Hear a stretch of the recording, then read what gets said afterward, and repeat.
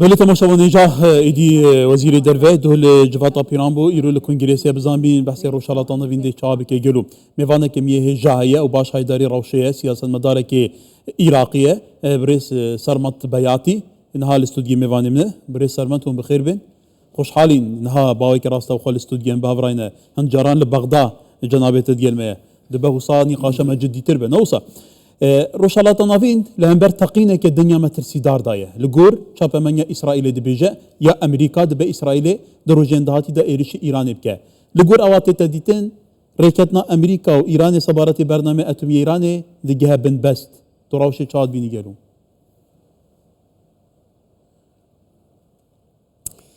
تحية لكم صلاة وريز بو ايوي بريز لهوليرا وإمرو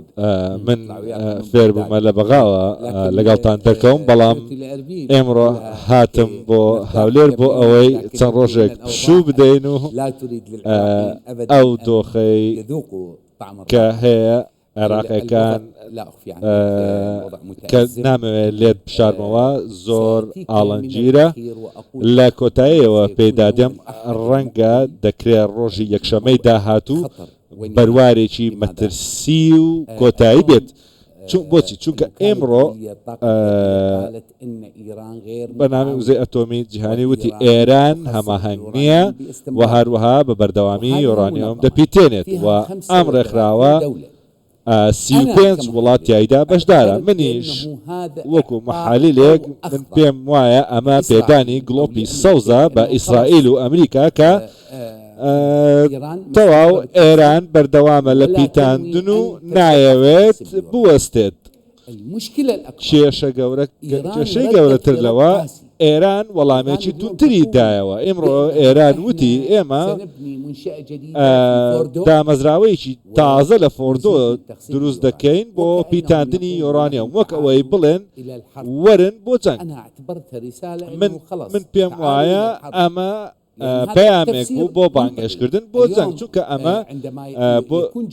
لێکۆڵینەوەیەکی منتەقیانێت چونکە وەڵامێکی لەو شێوەیە پێشتر لە ساڵانی 90دا بە هەمان شێوە عێراق ئەوە وەڵامەکانی بوو وەک خۆت دەزانی لە ئەنجامدا عێراق گەیشتی بچی کە بە تەواوەتی وێران بوو بەڵام نازانم ئاخۆ ئەوان چۆن بیرەکەنەوە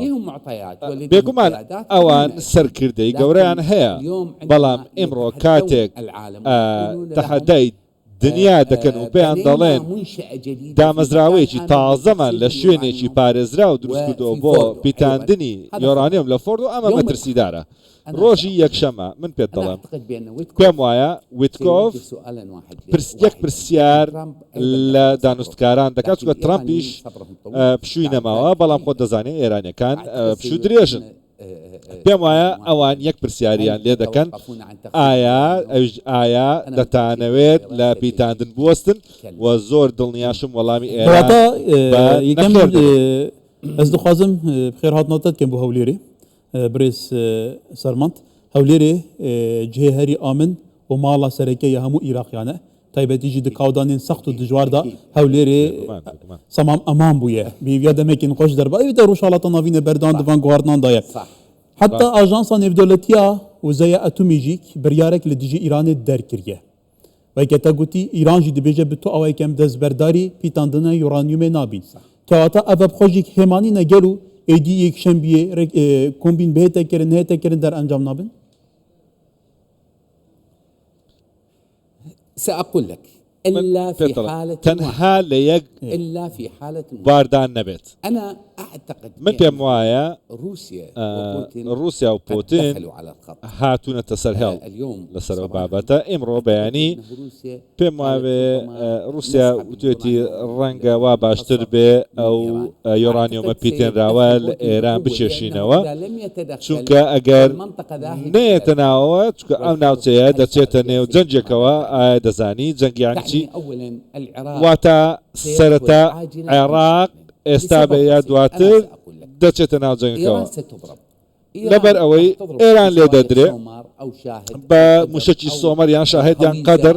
یان هەویستە یان سجیل ئەو ساڕوخانەی کە بالەستین و مسەیرن ئێران لەو ناوچانە دەدا کە لە هەرێمەکەدا بۆ نمونە لە عێراق چی دەدا لە عینی ئەسەد دەدا لە ڤیکتۆریا دەدا لە بەغداد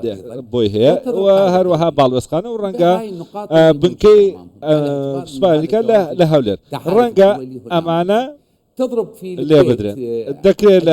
لە کوێتدا هەندێک بنکەی سەربازی هەیە و هەروەها قاعدەی عیدید هەیە لە قەتەر وا لە قەتەریش پێم وایە سعودیا ڕازی نابێ بە لەدانی ئێران چونکە ئێران لە دامەزراوەکانی ئارامکۆی نەوتی دەدات لێرە کێشەکە گەورەتر دەبێت ئیران وڵاتێکی زلهێزی ناوچەیە وڵاتێکی خودی چەکن بەهێزە خودی بگومان سیستمێکی بەرگریە تەنها موشک و بەرگری ئاسمانیە من دڵنیام ئەگەر شەڕ بدە کەسی بناکە شەڕ بدە لێ لە گۆر ئەواتێتە دیتن دەبە شەڕ بدە ئەف شەڕەگەل وێ سنووردار بە هەند هێرشین ئیسرائیل بە بۆ سەر هەند ناوەندین ئەتومیە ئیرانێ وان وێ شەڕێکی هەرێمیە مەترسیدار بە مینە شەڕێ 2023 لەسەر عێراقی هذا السؤال أم برسيارة زور أنا سأقول لك الحرب با لماذا پێڵم تكون محدودة بۆچی جەنگەکە سنووردار دەبێت چۆن پێم وایە سنووردار دەبێت بۆچی چونکە ئەو جەنگە دەبێتە موشکبارانکردنی یەکتری بۆ نمونە ئەمریکا بە کروز و ئێرانیش وەڵامی دەداتەوە بە هایپەرسۆنیک و باڵستی و هەروەها موشکی كروس بەڵام لەسەر زەویدا جەنگ نابێت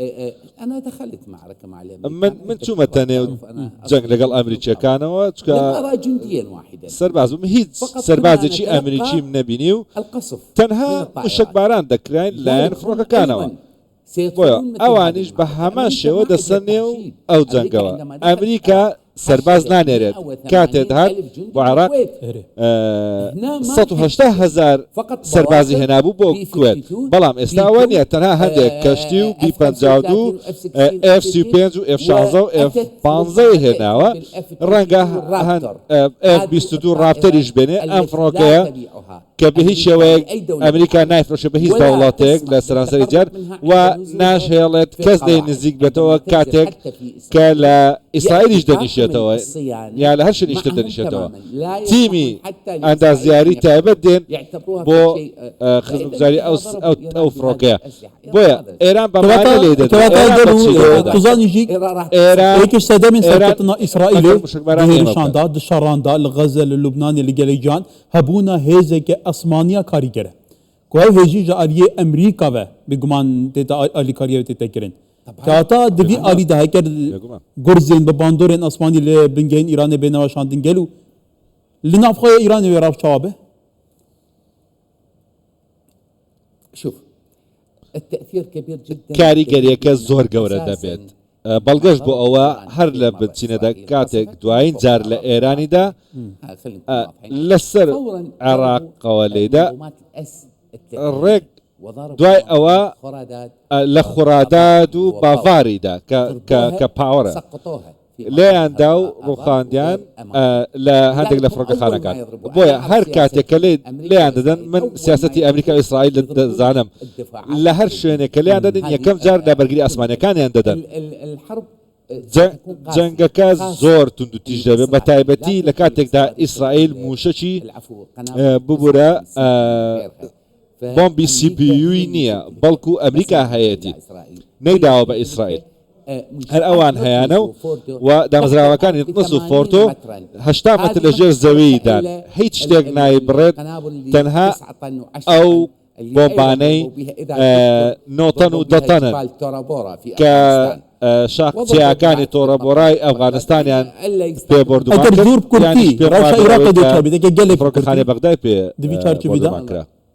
يعني شوف أنا سأقول لك إحنا مثل ما استطعنا أن وەکو ئەوەی کە توانیمان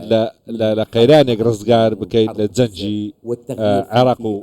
لوبنان و غەزە هەبوو وەروە گۆڕاکاریەکانی سووریا من پێم وایە حکوومەتی جۆرێک لە پەیوەندی هەیە لەگەڵ گروپە چەکدارەکان خۆ دەزانی ئەوانە چێشە نەگەرات و ئەوانە بێنە ناو جەنگەکە عێراق دەبێتە ئامانجێکی زۆر ڕوونی ئیسرائیل بە تایبەتی چونکە ئەو گروپانە بەشێکن لە چوارچێوەی هەما هەنجی و لە پەرلەمانیش داهات بۆیە دەبێ ئەوە تێبگەن کە عێراق ناتوانێت تحملی هیچ لێدانێک بکات کە سلمان بياتي شارزای ئەمنی لە استودیۆ میوانێ بوون